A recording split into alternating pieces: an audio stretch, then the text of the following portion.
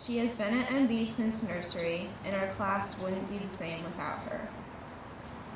My mom recently reminded me of a moment from pre-primary. One day, I came home and I told her, I think they named her Shia because she's shy. What was I thinking? She is one of the best laughs ever. It is highly contagious, and no human could resist joining in with a chuckle, hearty laugh, or minimally a smile. It is hard to imagine a middle school play without Shia. Imprinted in our collective memories will forever be the image of Shia standing center stage as the lights came up and she broke out into the first notes ever sung in the Women's Center. Any interest in encore performance, Shia? Maybe later.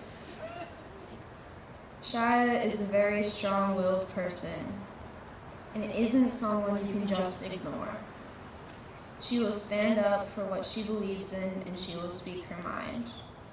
A perfect example of this is Shia's moving racial justice poem. Written in 7th grade, Julia and Lucy dusted off and performed again this year when they were special guests at the 7th grade poetry slam. Shia has always been a leader, making her way through middle school with her head held high, ready to conquer anything that stands in her way. Please welcome Shia to the stage. I remember the first day of 6th grade and how incredibly anxious and thrilled I was to finally be in middle school. I had never been so absolutely terrified in my life of someone as I was of Jared Schott. Now standing before you all today, I can easily say I am more than ready to move on to new experiences and am not completely as intimidated by Jared as I was at the beginning. Whether or not you have been a student at Moses Brown for just a year or your entire life like I have, most of us can agree that it's our home away from home.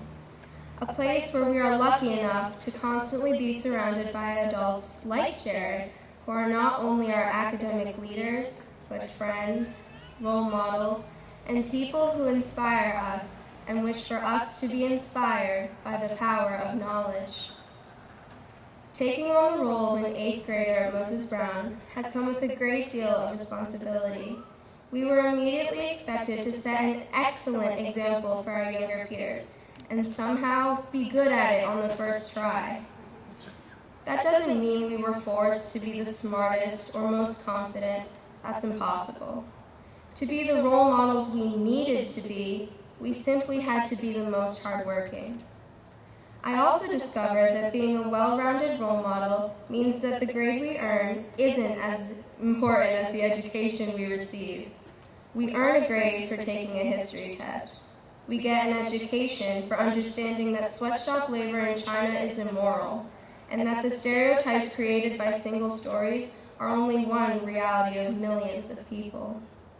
Role models, I have learned, demonstrate their resilience consistently through times of cruel and unusual punishment, like studying for midterms and finals. As much as we strive to be perfect role models, we are also human, so we have made mistakes while attempting to comprehend these concepts. We've bombed math quizzes because the quadratic formula is absurd and Dan and Matt are only complicating our lives with it, but we'll be required to use it anyway. We've complained that the tragedy of the star-crossed lovers, Romeo and Juliet, is unrealistic, and that Shakespeare's language is far too difficult to grasp and paraphrase. But Maureen and Yuli know what they're talking about, and they tell us it'd be a great idea to mention it in our upcoming essays.